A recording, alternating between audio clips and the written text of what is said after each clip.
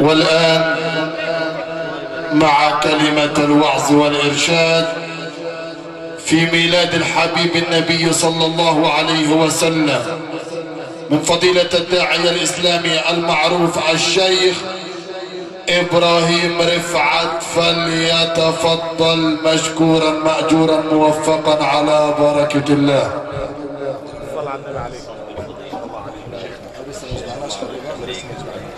عايزين ساعة ماشي يا مولانا.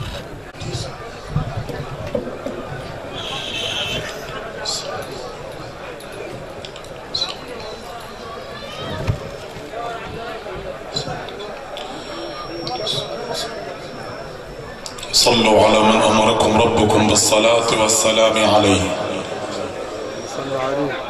لأنه هو رب الكعبة تقديرا وتعظيما وتمجيدا وتشريفا وتكريما وتنزيها وتحميدا وتكبيرا وتفخيما وتعطيرا وإجلالا وإعظاما وإكبارا وإكراما لقدر الحبيب النبي العربي المكي الهاشمي القرشي الأمي الأبطحي اللودعي الألمعي التقي النقي الوفي البهي الزمزمي الصفي التهامي سيدنا محمد عليه أفضل الصلوات وأزكى التسليمات. أنزل ربنا قرآنا يتلى إلى يوم القيامة. بسم الله الرحمن الرحيم. إن الله وملائكته يصلون على النبي يا أيها الذين آمنوا صلوا عليه وسلموا تسليما. استعاذة بالله من كل شيطان رجيم وبسملة من عند الرحمن الرحيم. بسم الإله وحمده استفتاحنا، إذ باسمه السامي سمت أرواحنا. بسم الله الرحمن الرحيم. إي ورب الكعبة بسم الله الرحمن الرحيم. بسم الله الرحمن الرحيم عليها نحيا. بسم الله الرحمن الرحيم عليها نموت. بسم الله الرحمن الرحيم عليها وبها ومنها وإليها نلقى الله. بسم الله الرحمن الرحيم. طار عنبر وما أدراكم ما عنبر. طار عنبر هدهد سليمان من القدس إلى صنعاء اليمن، فقالت له ملائكة رب العالمين يا عنبر يا هدهد سليمان تطير من القدس إلى صنعاء اليمن، فأين جهدك وأين تعبك؟ فقال عنبر هدهد سليمان كيف أتعب وكيف أجهد وأنا أحمل بين جناحي إنه من سليمان وإنه بسم الله الرحمن الرحيم. فبسم الله نبدأ وعلى الله نتوكل والحمد لله رب العالمين. نحمدك اللهم في هذه الليلة الطيبة، نحمدك اللهم في هذه الليالي المباركة الطيبة، نحمدك اللهم في هذه الأماكن الطاهرة الطيبة، نحمدك اللهم في هذه البلاد الطاهرة الطيبة، نحمدك اللهم في هذه الأنوار الطاهرة الطيبة، نحمدك اللهم أمام هذه الوجوه النيرة الطيبة، نحمدك اللهم حمد الحامدين ونشكرك اللهم شكر الشاكرين ونستغفرك اللهم استغفار التائبين، حيث لا عز يا مولانا إلا في طاعتك. اسمعوا يا من تبحثون عن العز، اسمعوا يا من تبحثون عن الكرامة، اسمعوا يا من تبحثون عن العز والكرامة. لا عز يا مولانا إلا في طاعتك. اعلموا أنه ما دام ابتعدت عن طاعة الله لن تفعز ولن تفكرامة. وأكبر طاعة لله عز وجل الليلة إنك تكون تسمع كلام حضرة النبي، وأكبر عز وكرامة الليلة إنك تسيب كل اللي في ايدك وتسمع كلام حضرة النبي، إنك تسيب كل اللي في عقلك، عشان أنا عارف اللي في عقلك كتير، اللي في عقول الناس كتير، حقد تلاقي، كره تلاقي، خصام تلاقي، أكل حرام تلاقي، إيذاء الجيران تلاقي. سيب كل ده وراك واسمع الحبيب عليه الصلاة والسلام. لا عز يا مولانا إلا في طاعتك. ولا نعيم يا الله إلا في رضاك يا رب. ارضى عننا يا رب. لعلها الليلة دي ليلة الاحتفال والاحتفاء والسعادة والابتهاج والسرور بميلاد مصنع السرور عليه الصلاة والسلام. انت سمعتم قبل كده ان السرور له مصنع؟ حد سمع قبل كده ان السرور له مصدر السعادة ومصنع السرور انك تصلي على الحبيب النبي الرسول. حيث لا سعادة يا مولانا، حيث لا سعادة يا مولانا. اسمعوا يا من تبحثون عن السعادة، اسمعوا يا من تبحثون عن الرضا، اسمعوا يا من تبحثون عن الرضا. فنحن في هذه الليلة نبحث عن الرضا. وإذا ربنا تبارك وتعالى في هذه الليلة ليلة فرحتك بالحبيب النبي، سيدنا النبي يقول لك من فرح بنا فرحنا به. تبقى فرحتك الليلة دي الكبيرة ان ربنا يرضى عنك، تبقى فرحتك الليلة دي الكبيرة ان ربنا ينظر لك بنظرة رضا. سيب كل اللي في عقلك، سيب كل اللي في قلبك، سيب كل اللي في يدك ودور معاي باللغة العربية، ابحث معي. اما باللهجة الصعيدية دور معاي على نظرة الرضا. كلنا محتاجين والله نظرة الرضا. لعلك الليلة دي ما تكونش صليت العشاء، انا عارفك جاي من غير ما تصلي العشاء، لا ده احنا نروح ونصلي العشاء وننام لعل يجي لك في المنام الحبيب عليه الصلاة والسلام. لعلك لما يجي لك الحبيب من كتر فرحتك بالحبيب تنام ما تقومش تاني غير يصلوا عليك صلاة الجنازة بكرة. طب يا ريت الليلة دي نشوف الحبيب، وبعد ما نشوف الحبيب القلب يطيب ونروح هناك نقابل سيدنا الحبيب سيدنا بلال بن رباح الحبشي وهو على فراش الموت. هو يطلع في الروح ومرته تصرخ، طلع عليها قال له لك ايه ما تصرخيش بل افرحي. كأن اي واحد مننا تخرج روحه الى الله امرأته تصرخ عليه فيقول لها افرحي اعلن السرور زغرتي، تقول له يا بلال انت تطلع في الروح وانا افرح. قال لها بل افرحي لا تقولي وحزناه، لا تقولي ولا تصرخي، انما قولي وفرحتاه غدا القى الاحبة محمدا وصحبه. لعل انك تنام الليلة دي بس تروح تصلي العشاء، تروح تطهر قلبك شوية، تروح تشوف كده حالك ومالك رايح فين، تروح تفرح بسيدنا النبي الزين. تنام يأتيك هو في المنام، ممكن ما تقومش تاني يصحوك الملكات يقولوا لك قوم من ربك وما دينك ومن الرجل الذي بعث فيكم وما الكتاب الذي انزل اليك. وخلي بالك لازم تبقى فرحتك كبيرة بحضرة النبي، اللهم صل عليه عشان ربنا ينزل علينا نظرة رضا الليلة دي. اي واحد جاي هنا عندنا في الليلة المباركة دي لازم يفرح بحضرة النبي عشان تاخد اجر. انت ما جايش عشان تاخد وزر، انا جايبك من بيتك لغاية هنا تسمع القرآن من اهل القرآن، من الرجل الذي جاب الامريكتين واوروبا واستراليا علم من اعلام اهل القرآن. انا جايبك عشان تاخد اجر. يبقى انت لسانك ما يتحركش غير بالصلاة والسلام على الحبيب، قلبك ما يخشعش غير لربنا سبحانه وتعالى. لعله الذي ينزل عليك نظرة ينظر لك نظرة، واذا ربنا نظر لك نظرة اعتق رقبتك من النار، واذا ربنا اعتق رقبتك من النار اعمل اللي انت عايزه، لان ربنا قال وما يبدل القول لدي وما انا بظلام للعبيد. اهل بدر اللي حاربوا مع سيدنا النبي وجاهدوا مع سيدنا النبي، سيدنا النبي قال لهم ايه بعد ما روحوا؟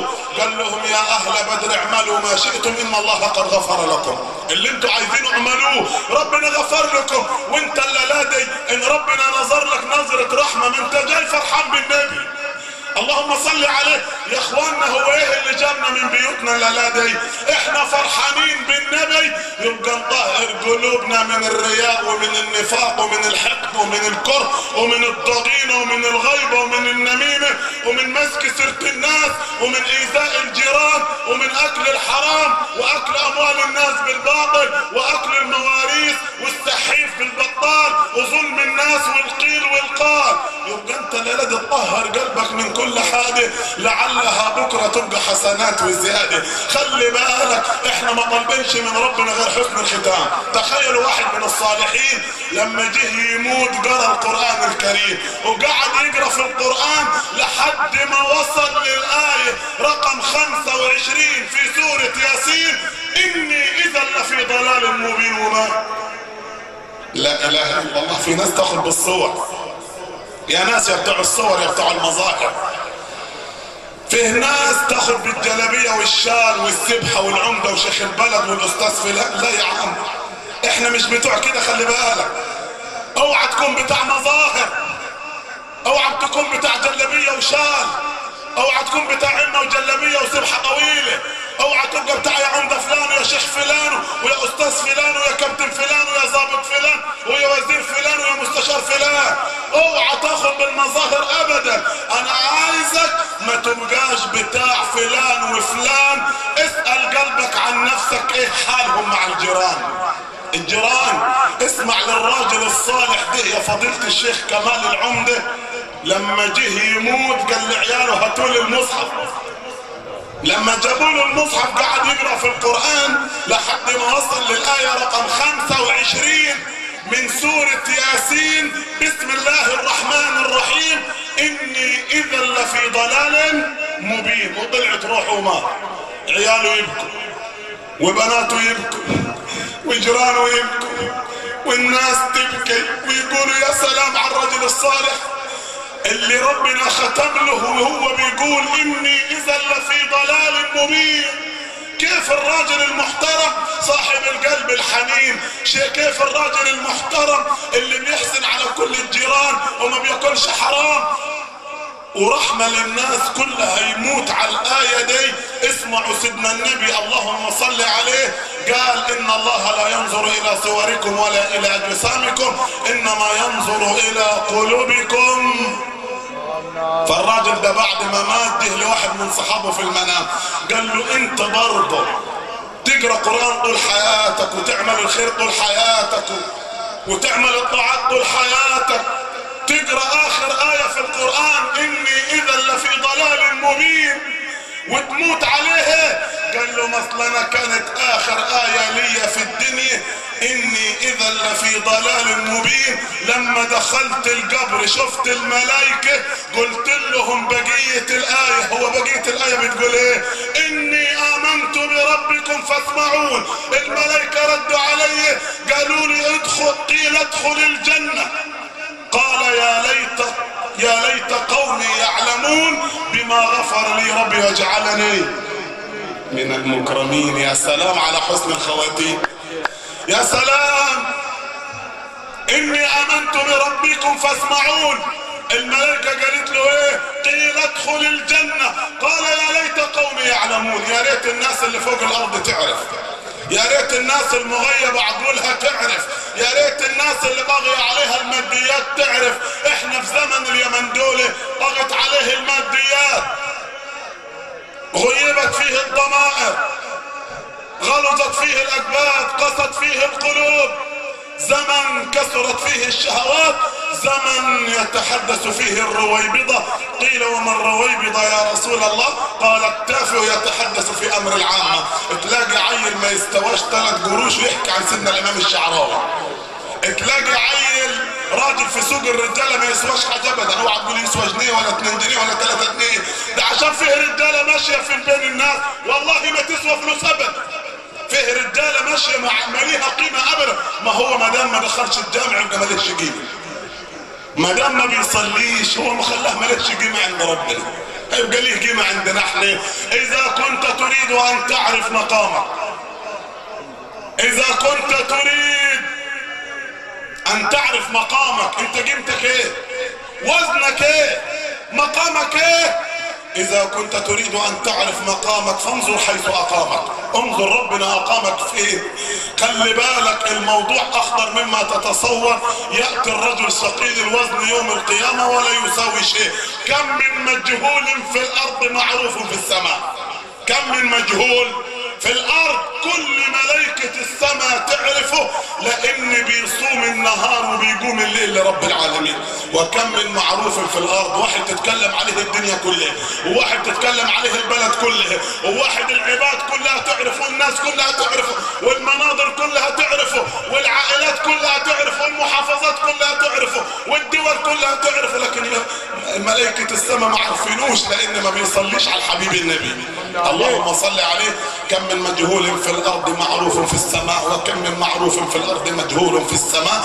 نحمدك اللهم حمد الحامدين، ونشكرك اللهم شكر الشاكرين، ونستغفرك اللهم استغفار التائبين، حيث لا عز يا مولانا الا في طاعتك، ولا نعيم يا الله الا في رضاك، ولا سعادة يا مولانا الا في الوقوف، الا في التضرع، الا في التذلل، الا في الخضوع، الا في الخنوع، الا في الخشوع على ابواب طاعتك ورحمتك. فلا يحلو النهار الا بذكر الله. اسمعوني وحدانية الله.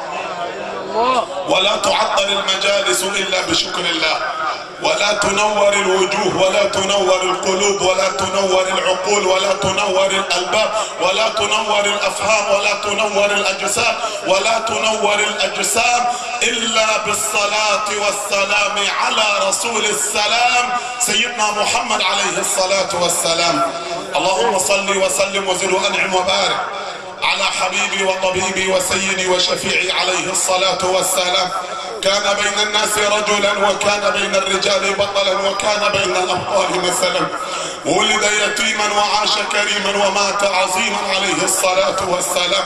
آمنا به ولم نراه، سمعنا عنه ولم نسمعه، صدقناه ولم نصدقه، اشتقنا إلى ركعتين في روضته الشريفة. فيا رب لا تحرم السامعين، ولا تحرم الحاضرين، ولا تحرم كل من قال آمين من ركعتين في روضة النبي الكريم. اللهم آمين. سلامي إلى قمر المدينة طه، سلامي إلى قمر المدينة طه، سلامي إلى الحجرات حين تراها، سلامي إلى باب السلام مرخ خدودك في كريم سراها. وقل يا رسول الله، وقل يا حبيب الله، وقل يا نبي الله، وقل يا شفيع الله، وقل يا رسول الله قد أتيتك بروحي على كفي، روحي تهيم ووجدها أعياها. اللهم صل وسلم وزد وأنعم وبارك على من ازدانت الدنيا، وقل في الدنيا ما تقول عندما تهيأت وفرحت بالحبيب الرسول. قل في الدنيا ما تقول عندما فرحت بقدوم حضرة النبي الرسول. خلي بالك فرحتك بحضرة النبي، الأرض فرحتها قبليك، والدنيا فرحتها قبليك، والأكوان فرحتها قبليك، الأرض والسماوات فرحت بحضرة النبي قبليك. من ازدانت الدنيا وتجملت الدنيا وتهيأت الدنيا وتزخرفت الدنيا وسعدت الدنيا وسرت الدنيا وابتهجت الدنيا لأجل نور ظهر من وجه الحبيب النبي محمد. سيدي يا رسول الله، صلت عليك ملائكة الرحمن، لم تصلي عليك البشر يا رسول الله، بل صلى عليك الحجر والشجر، وهام في حبك قلب البشر. وصلت عليك ملائكة الرحمن، وسرى الضياء بسائر الأكوان. لما طلعت يا سيدي يا رسول الله، طلعت على الوجود مزودا بحمى الإله وراية القرآن. راية القرآن عندما قرأ علينا مولانا قبل قليل، وكأني عندما أتحدث عن الحبيب أسمع ما قاله القرآن عن النبي الطبيب عليه الصلاة والسلام. قرأ مولانا من سورة النجم عندما زكى الله حضرة النبي وكمل الله حضرة النبي، فهو الكامل المكمل المكتمل عليه الصلاة والسلام. قال في عقله ما ضل صاحبكم وما غوى، في عقل النبي، لأنهم قالوا عن النبي ساحر، وقالوا عن النبي مجنون، وقالوا عن النبي كاهن. زكاه مولاه وقال بسم الله الرحمن الرحيم ما ضل صاحبكم وما غوى. قال في بصره وما ينطق عن الهوى. قال في وحي إن هو إلا وحي يوحى. قال في علمه علمه شديد القوة، قال في قلبه ما كذب الفؤاد ما رأى. وهنا أتوقف. ما كذب الفؤاد ما رأى. انت قريت الآية دي قبل كده؟ طب انت تدبرت الآية دي قبل كده؟ طب انت فصصت الآية دي قبل كده؟ طب انت عرفت الآية دي معناها ايه؟ ربنا سبحانه وتعالى بيقول للحبيب النبي اللهم صل عليه ما كذب الفؤاد ما رأى. طب هو القلب بيشوف؟ طب غمض عينيك انت كده، جربها الليلة دي وانت طالع. غمض عينيك، ان عرفت تطلع من هنا لاخر الفرح حضرة النبي ده بقى مني. والله تقدرش تطلع فين ابو عم؟ انت غمضت عينيك ضلمت الدنيا. طب هو ربنا سبحانه وتعالى بيوصف قلب النبي بالرؤية ولا بيوصف عينيه؟ لا، بيوصف قلب النبي اللهم صل عليه. لان يا اخواننا القلب هو اللي بيشوف، القلب هو اللي فيه الاحاسيس، القلب اللي فيه الشغل كله. جسمك ده كله من اوله لاخره، لا عينيك ولا رجليك ولا راسك ولا ايديك، غير الشغل كله في قلبك. لذلك ربنا تبارك وتعالى قال يوم لا ينفع مال ولا بنون الا من اتى الله بقلب سليم. الشغل كله في القلب. جرب كده في مرة انك ترى بنور الله، بس ما دام فيه صدادات يا اخوانا، فيه صدادات. لما تيجي تسافر على الطريق السريع، وانا في حفلاتي من اسوان حتى الاسكندريه، لما تيجي تمسك الصحراوي الشرقي والغربي تلاقي الطرق بيعملوا فيها تجديدات ويعملوا فيها تعديلات. ساعات لما يجددوا كده حته يحط لك صدادات، تقدر تمشي من الصدادات؟ لا، تدور على طريق تاني تلف منه. خلي بالك، هو فيه صدادات اليومين دول قدام القلوب، قدام القلوب فيه صدادات. عشان كده القلوب ما شايفاه. الناس طلقت المساجد، ما بتصليش جماعات. قلما تلاقي الناس في صلاة الفجر بتصلي. ايه طب وبعدين في موضوع الصلاة يا رب؟ وبعدين ما خايفش تموت؟ ما خايفش تموت وانت ما بتصليش؟ تلاقي الناس بتحسد بعضيها على اقل حاجة. الحسد ده صدادات.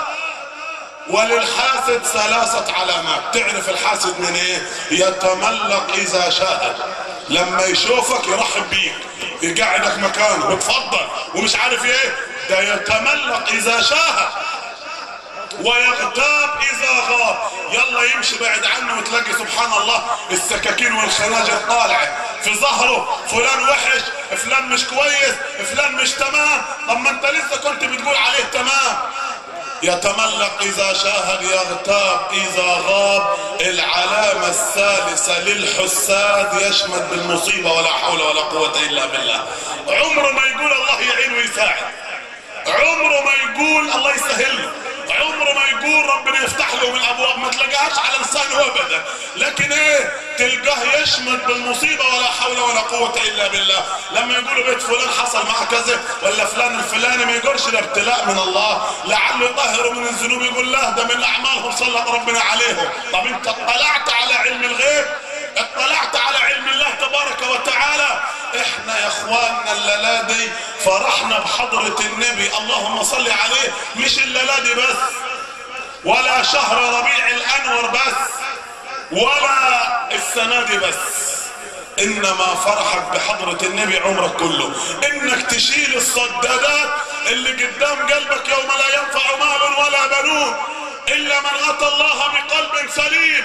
قلب سليم، قلب سليم انك تحب الناس كلها. حب اللي تقابله، حبه.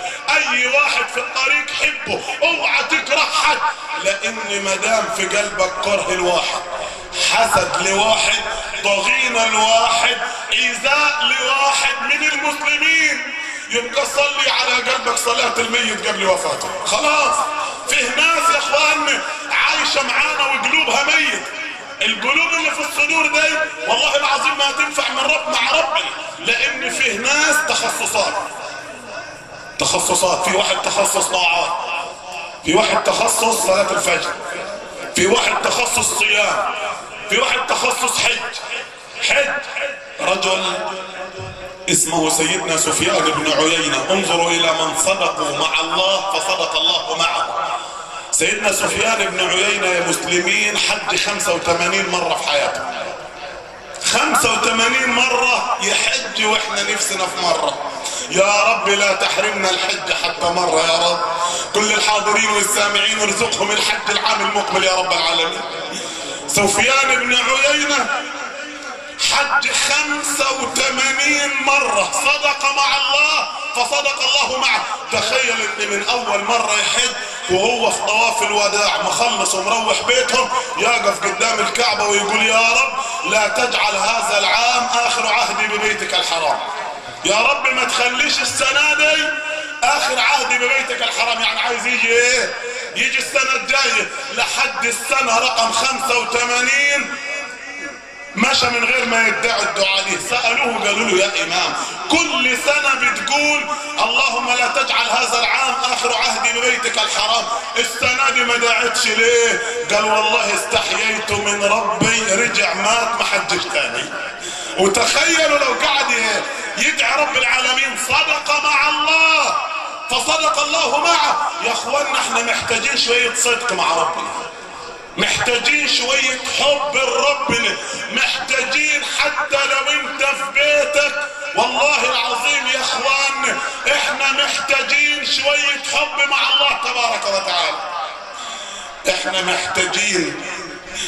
محتاجين تواضع لرب العالمين، محتاجين ان سيدنا النبي سيد المرسلين يبقى قدوة لينا. قال في عقله ما ضل صاحبكم وما غوى، قال في بصره ما زاغ البصر وما طغى، قال في لسانه وما ينطق عن الهوى، قال في وحيه إن هو إلا وحي يوحى، قال في علمه علمه شديد القوى، قال في قلبه ما كذب الفؤاد ما رأى، قال في صدره ألم نشرح لك صدرك، قال في طهره ووضعنا عنك وزرك، قال في ذكره ورفعنا لك ذكرك، قال في حلمه بالمؤمنين رؤوف رحيم، قال في خلقه وإنك لعلى خلق عظيم، قال في نوره قد جاءكم من الله نور وكتاب مبين، قال في رحمته وفي كله وما أرسلناك إلا رحمة للعالمين. اللهم صل عليه. جميل. وما دام عايش مع سيدنا النبي يا هناك يا منى، وما دام عايش مع سيدنا النبي يا بختك يا سعدك يا هناك يا منى. ما دام سيدنا النبي عايش في قلبك وبعيد عن العصيان وقريب على الطاعات. لذلك في سورة الأحزاب احسبها الآية رقم 41 بسم الله الرحمن الرحيم يا أيها الذين آمنوا اذكروا الله ذكرا كثيرا. يا أيها الذين آمنوا ده نداءات الإيمان. 84 آية في القرآن بدأت بيا أيها الذين آمنوا. وإذا سمعت في القرآن يا أيها الذين آمنوا أقف انتباه. إذا لقيت الشيخ كمال العمدة وهو داخل كده بيقول يا أيها الذين آمنوا وانت داخل أقف انتباه. إذا دخلت الجامع لقيت الشيخ بيقرأ في الجامع يا أيها الذين آمنوا أقف انتباه. إذا كنت داخل جنازة والجنازة بيقروا فيها قرآن ولقيت يا أيها الذين آمنوا أقف انتباه.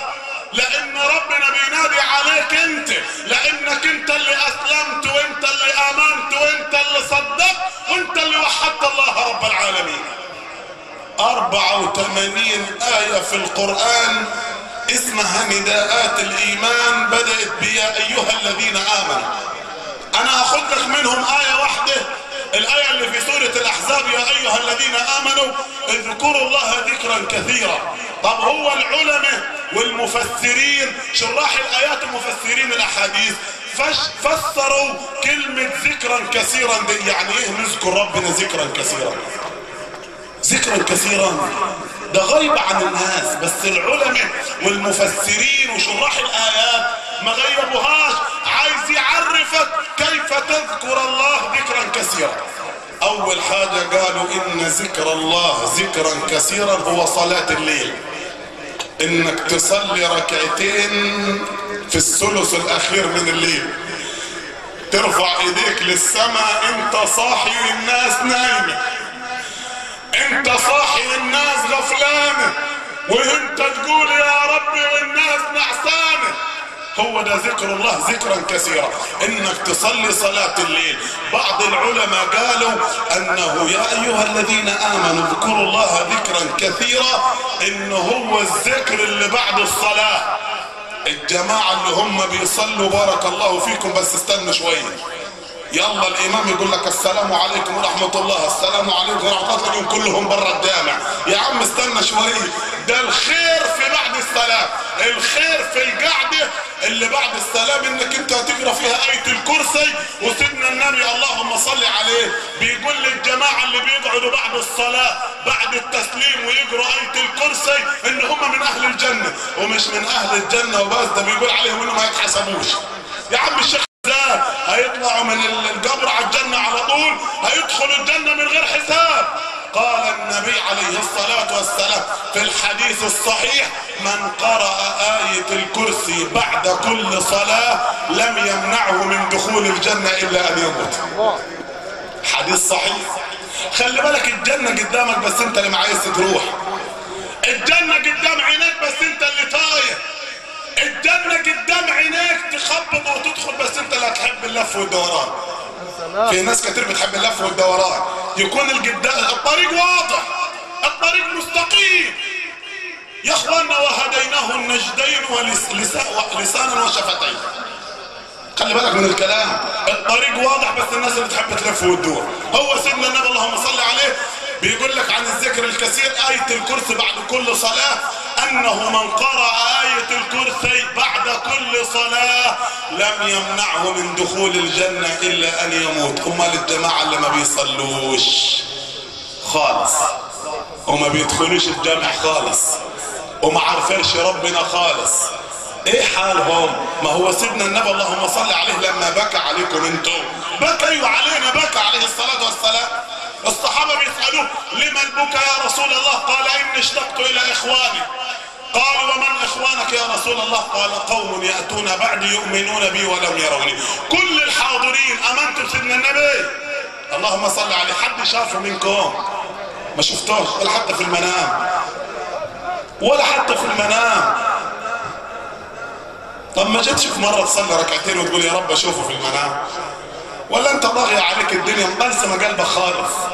لا يا عم، اصحى اصحى الليلة. آمنا به ولم نراه. قال: إني اشتقت إلى إخواني. من إخوانك يا رسول الله؟ قال: قوم يأتون بعدي يؤمنون بي ولم يروني.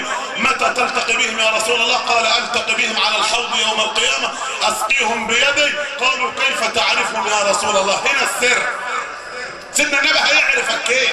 من وسط البشرية كلها، من أول سيدنا آدم لغاية آخر رجل تقوم عليه، هيعرفك كيف؟ ده أنت لما تيجي من بيتك وتقول والله أنا سمعت إن عيلة الثلاث أهرامات في بني حرب طهطا سوهاج عاملين ليلة بإبراهيم رفعت بتاع أسيوط الداعية الإسلامي المشهور، وتدخل كده عايز إبراهيم رفعت يعرفك بس أنت مكسوف، عايز ابراهيم رفعت يشوفك بس انت خجلان، عايز تتصل عليه قبل ما يجي وتقول له يا عم الشيخ ده انا لابس طاقية بيضة حلوة كده ولابس جلابية ولابس شال بني ولابس جلابية كده دم الغزال، عشان ايه؟ تعرفني واعرفك. طب سيدنا النبي هيعرفك كيف يوم القيامة؟ سيدنا النبي صاحب العلامة، سيدنا النبي صاحب الشامل، سيدنا النبي شفيعك يوم الزحام، سيد البشرية وسيد البرية. هيعرفك كيف يوم القيامة؟ ما انت كده كده داخل عريان وحفيان وما لابس ولا حاجة، عريان ما فيش ولا علامة. ايه العلامة اللي هيعرفك بها سيدنا النبي؟ غرا محجلين، النور في جباههم والنور في ارجلهم. طب سبب النور ايه يا سيدنا النبي؟ قال: سببه الوضوء لكل صلاة. طب ما انت ما هتتوضاش وما هتصليش يبقى سيدنا النبي كده كده ما عرفكش، يبقى انت شيلتك وشيله. من قرأ آية الكرسي بعد كل صلاة لم يمنعه من دخول الجنة إلا أن يموت. طيب فين الذكر الكثير يا عم الشيخ في بعد الصلاة؟ إنك تسبح 33 وتحمد 33 وتكبر 33 وتكمل 100 بلا إله إلا الله. وحطوه ما تقولوا لا إله إلا الله. تعرف يا عم الحاج العبد لما تقول لا اله الا الله؟ انتوا كلكم تقولوا لا اله الا الله. ملك صاعد وملك نازل ويتقابلوا عند السماء الاولى. الملك النازل يقول للملك الصاعد لماذا انت صاعد؟ يقول له فلان ابن فلان من امة الحبيب النبي محمد عليه الصلاة والسلام قال لا اله الا الله، اخذتها في خرقة من حرير اطلع بها عند العلي القدير، والى انت اين نازل ايها الملك الكريم؟ يقول له نازل لهذا العبد ببراءة من النار. عشان قال ايه؟ لا اله الا الله. لا اله الا الله كم حرف؟ 12 حرف، وشهور السنة 12 شهر. كأن ربنا جايب لك كلمة التوحيد عشان تكفر ذنوب السنة كلها. لا اله الا الله محمد رسول الله 24 حرف. كأن ربنا يقول لك عدد ساعات اليوم 24 وحروف كلمة التوحيد كامل 24 هنكفر لك ذنوبك مهما بلغت، حتى لو بلغت عنان السماء، حتى لو ملأت الارض خطايا، حتى لو كانت مثل زبد البحر. عارف لا اله الا الله؟ طيب بالله عليكم يا اخواننا الحاضرين قولوا لا اله الا الله. تطلع من فمك الطاهر الان، فمك الطاهر. ده غريب حكاية الفم الطاهر دي، لا نشغلها تاني شوية بس خلينا مع لا اله الا الله لما تطلع لفوق. واقول وارجع لكم لحكاية الفم الطاهر. تطلع لفوق لا اله الا الله من الفم الطاهر توصل لعرش الرحمن تدوي كدوي النحل في الخلية. يقول لها ربنا اسكني لا اله الا الله، اهدئي لا اله الا الله، اسكتي لا اله الا الله. تقول لن اهدأ ولن اسكت ولن اسكن حتى تغفر لمن قالني. قال لو لم اغفر له لما اجريتك على لسانه يا لا اله الا الله. انا لو مش هغفر له ما خليش يقولها ابدا عشان تطلع من الفم ايه؟ من الفم طاهر. انا عايزك لما تقول لا اله الا الله تطلع من فم طاهر. سيدنا مالك بن دينار يا اخواننا، مالك ومن مالك؟ مالك بن دينار العابد الزاهد، مالك بن دينار اللي طلق الدنيا، مالك بن دينار اللي لا كان معاه ارض ولا زرع ولا عماير ولا ابراج، بس معاه ايه؟ 4 حيطان في البيت. في يوم من الايام حرامي اراد ان يسرق بيت مالك بن دينار، تسور البيت وجد مالك بن دينار بيصلي صلاة الليل. اللي احنا بنقول يا ايها الذين امنوا اذكروا الله ذكرا كثيرا، اللي هي الذكر الكثير. صلاة ايه يا عم الشيخ؟ يا عم الشيخ محمود النجعاوي، صلاة ايه؟ صلاة الليل. لقيه بيصلي صلاة الليل، لقيه مشغول قوي عشان الناس دي لما بتصلي بتبقى مشغولة مع ربنا قوي. مش احنا ننجرهم ونطلع، مش احنا نصلي ونولي لقدام. يا عم اسمع لقدام ولا ورا. لقيه مشغول. نزل الحرامي بيت مالك بن دينار قاعد يدور على حدا يسرقها ما لقيش. طب هو هيلقى ايه؟ ناس ذهبت في الدنيا وهو طالع الحيطه راح يمشي. سيدنا مالك بن دينار السلام عليكم ورحمه الله، السلام عليكم. راح لقيه على الحيطه قال له تعال. راح نازل له قال له طب برضه انت جاي تسرق النهارده؟ قال له والله جاي اسرق وما لقيت عندكم حدا ببيتكم. قال له انا استحيي ان يدخل ضيف بيته ما يطلعش بحاجه. ضحك الحرامي وقال له هو في عندكم حاجه عشان اطلع بيها؟ قال له ايوه، ادخل اتوضى وتعال نصلي ركعتين. حرامي كل ليله يسرق، حرامي كل ليله يقطع الطريق، حرامي كل امواله حرام. سيدنا مالك بن قال له ادخل صلي ركعتين واطلع اتوضى تعال نصلي ركعتين. قوم يا اخواننا من الساعه 12 في الليل يصلوا مع بعض لحد ما اذن الفجر. اذن الفجر سيدنا مالك بن دينار خدوا في ايه؟ تحت باطه وراح طالع به على الجامع. كل الناس اللي في الجامع شافت الحرامي مع سيدنا مالك بن دينار داخل يصلي. يا مالك يا ابن دينار ما الذي جمعك بقاطع الطريق؟ قال سيدنا مالك جاء ليسرق مالنا فسرقنا قلبه. جه يسرق مالنا سرقنا قلبه ودخلناه الجامع. ما هي الحكايه مش ببلاش. خلي بالك انا عايز اسرق منكم الليله دي، ترضوا ولا ما ترضوش يا عم الشيخ محمود؟ الله يرضى عنك يا سيدي. سيدنا مالك بن دينار سرق قلب الراجل، ترضوا لي اسرق قلوبكم النهارده انا؟ يا عم العمده عمده حمدون رحم الله والدك عمنا العمده وغفر الله له، ترضى لي اسرق قلبك الليله دي؟ يا عم الشيخ كمال محمد علي العمدة، يا أيها القارئ للقرآن العظيم، حفظت القرآن فحفظك الله ببركة القرآن.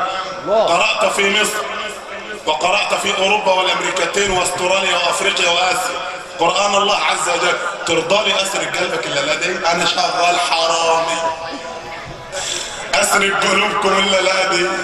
لو حد يا اخواننا مش عايزني اسرق قلبه يرفع ايده، اللي مش عايزني اسرق قلبه يصلي على حضرة النبي، اللهم صل عليه اللهم صل عليه. انا هسرق قلوبكم الليلة دي واطلع بينا وبيكم على سيدنا مالك بن دينار صلى العشاء ورجع الى الدار.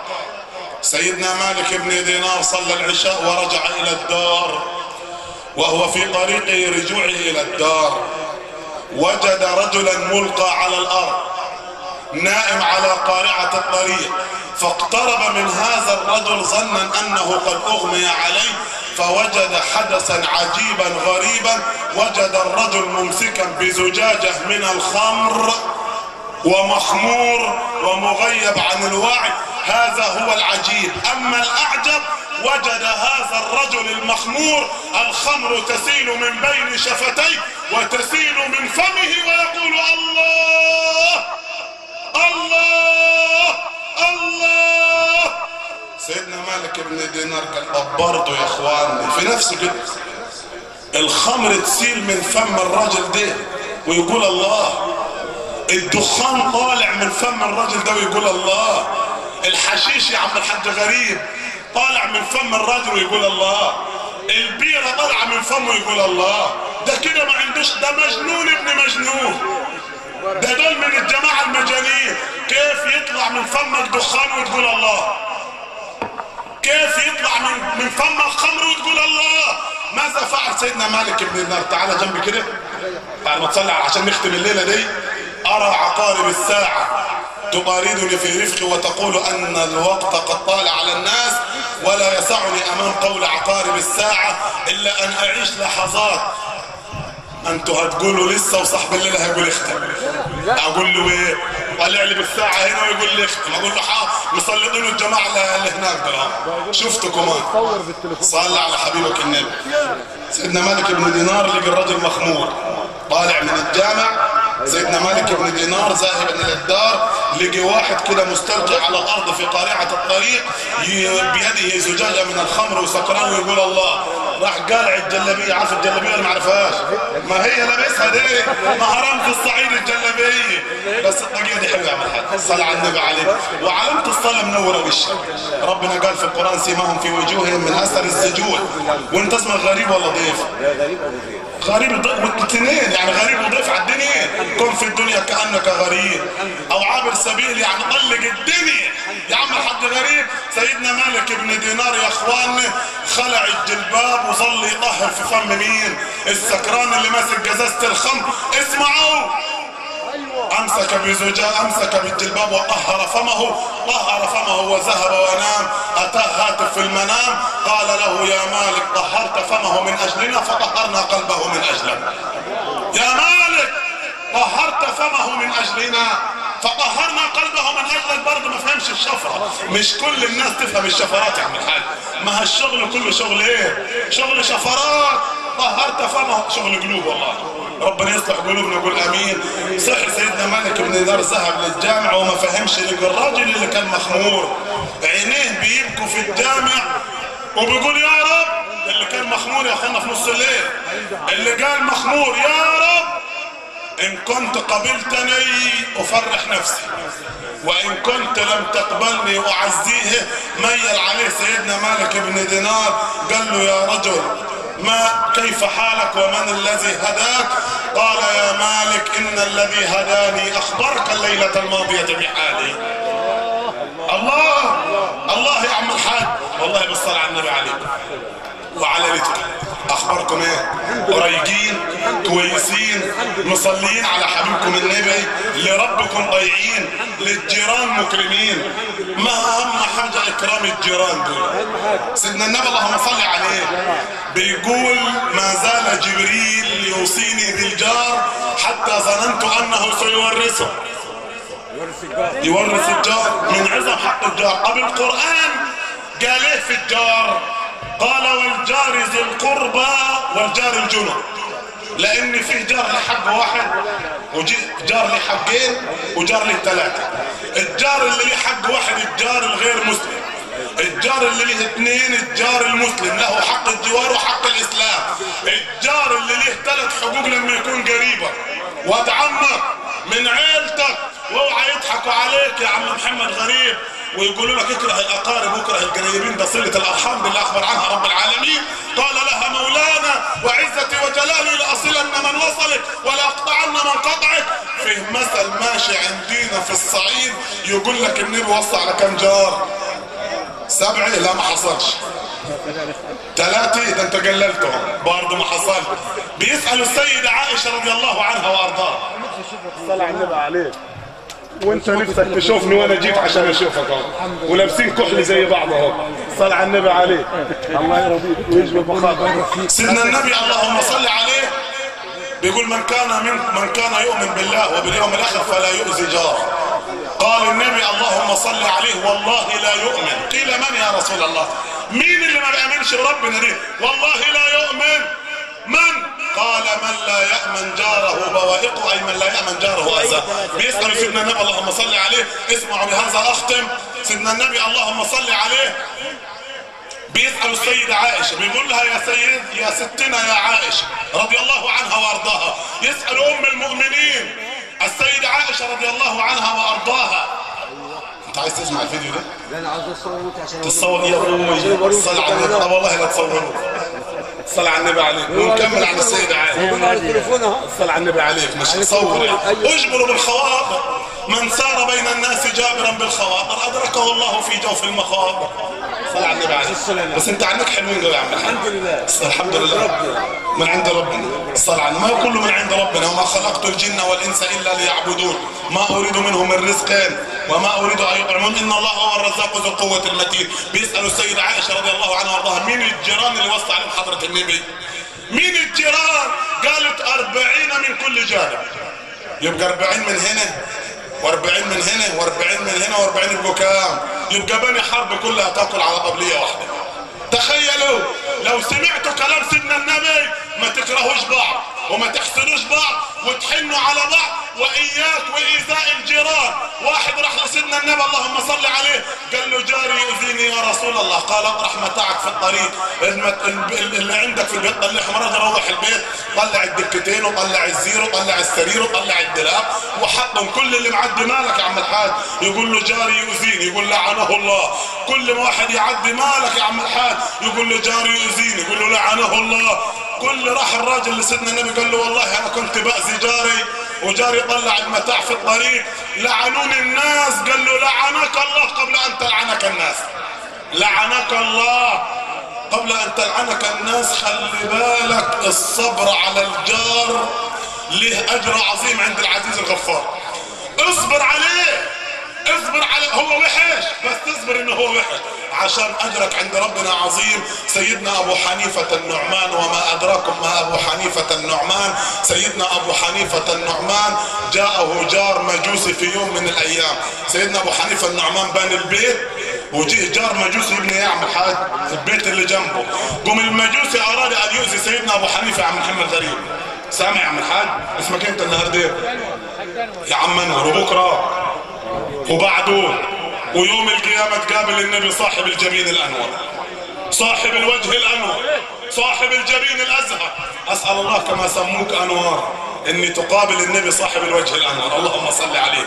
فسيدنا أبو حنيفة النعمان لما جه الجار عشان تلاقي فيه جيران سبحان الله يحبوا يأذوا جيرانهم، يحبوا يتفننوا، يحبوا يسلطوا عيل عليهم، يحبوا كده يعملوا شوية مشاكل وما عارفينش انت ربنا ناظر إليك يوم القيامة، ربنا ناظر إليك في الدنيا ويوم القيامة.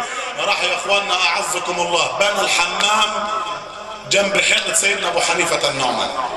قم كان المجوسي وعياله ومرته كل اللي في الحمام يروح داخل بيت مين؟ ابو حنيفة النعمان. ده انت لو رشحت عليك المية بس تطلع بالعصاية والزقلة تروح تموته.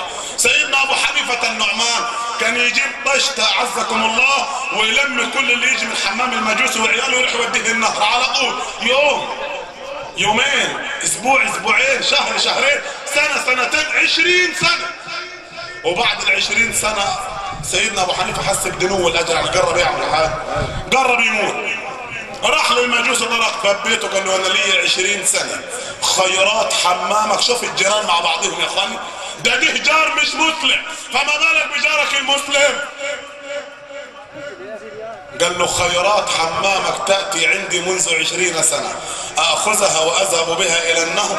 تعجب المجوس وقال له من 20 سنة وانت لا تخبرني ان هذه الاخلاق انبياء؟ اشهد ان لا اله الا الله وان نبيكم محمد رسول الله. امن المجوسي.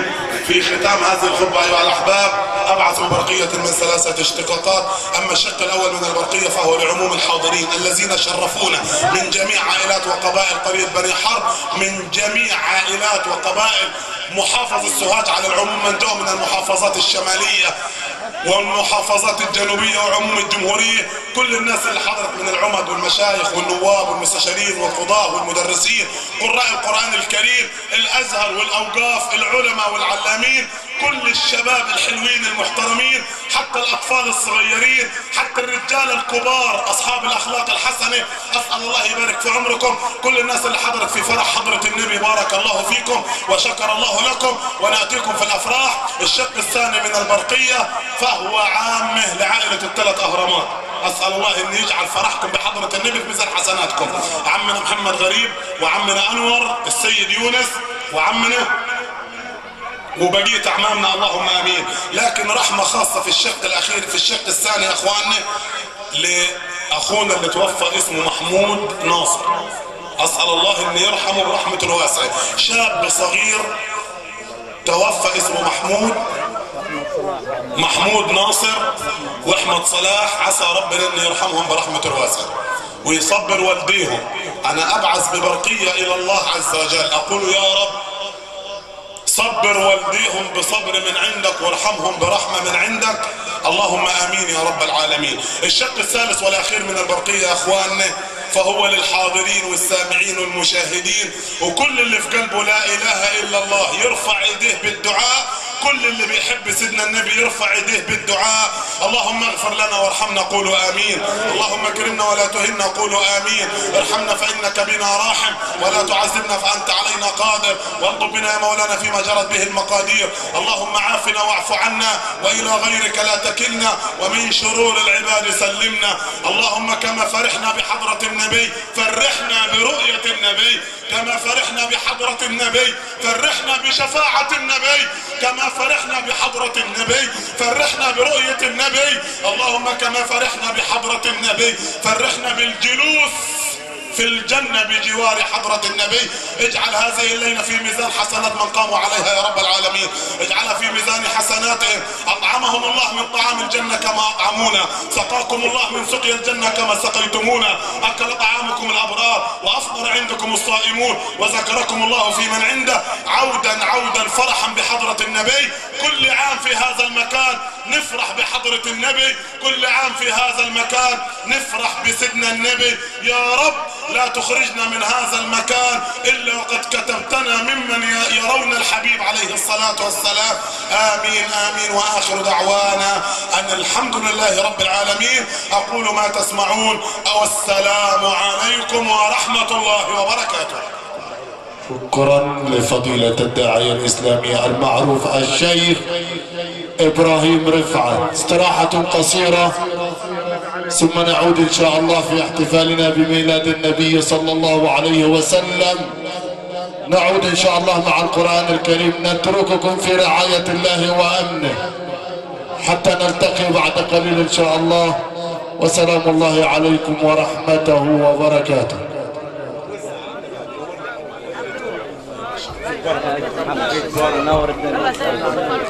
أيها السادة الكرام، وبعد قليل سوف نواصل حفل الليلة من منشد جمهورية مصر العربية فضيلة الشيخ كمال محمد علي العمدة من السرادق المقام بديوان الحج غريب وأولاده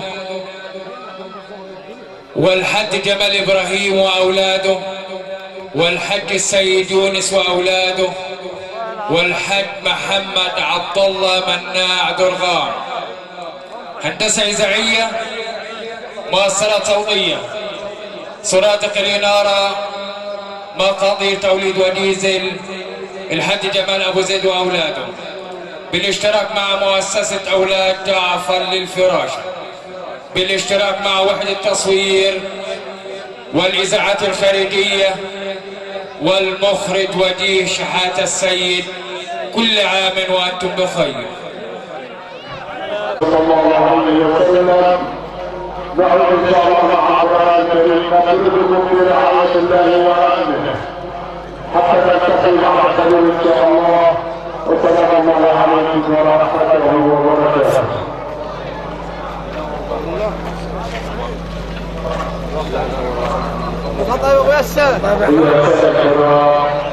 وبعد قليل سوف نواصل حفل الليلة منشر الجسر العربية فضيلة الشيخ كان أحمد علي العمر من الصلاة المقام بديوان الحاج بني أولاده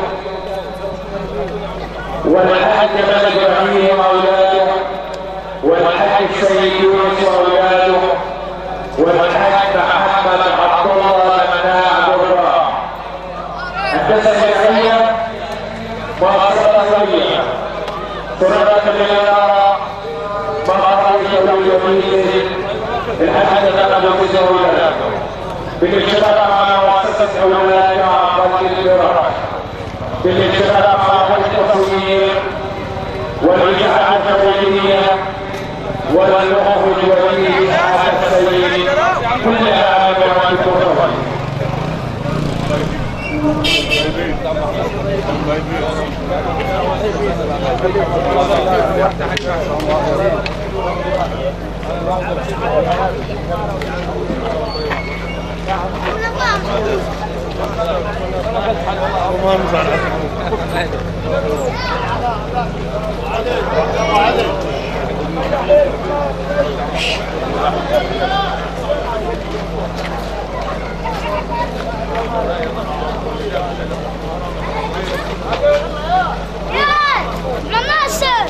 عاوز وحده؟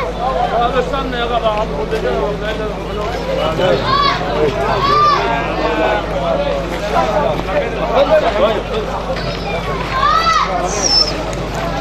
راح فين؟ لسه قاعدين يا